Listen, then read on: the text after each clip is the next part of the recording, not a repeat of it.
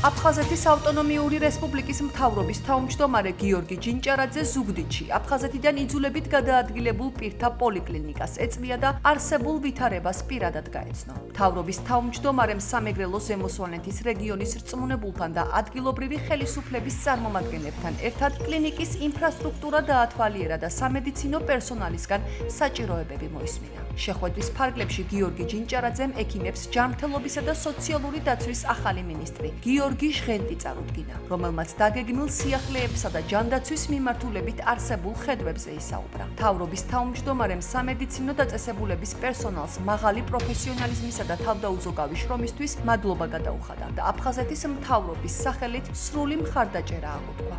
ვიმყოფებოდით ზუგდიდში დევნილთა პოლიკლინიკაში, რომელიც აფხაზეთის მთავრობისთვის ერთ-ერთი მნიშვნელოვანი სამედიცინო დაწესებულებაა. წლების მანძილზე მედიკოსებმა, ადმინისტრაციულმა პერსონალმა ძალიან დიდი წვლილი შეიტანეს ჩვენი დევნილების ჯანმრთელობის მიმართულებით და მე მინდა მადლობა გადაუხადო თითოეულ მათგანს ამ ღვაწლისთვის.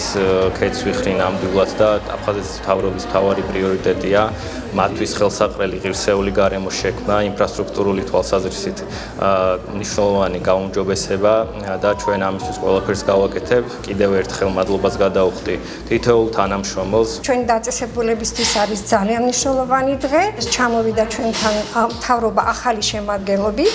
სკრინინგული პროგრამები ინერგება და განხორციელდება. ტექნიკური უზრუნველყოფა არის გასაუმჯობესებელი. ჩვენი თანამშრომლობა გაგრძელდება და ვიქნებით უფრო წარმატებულები.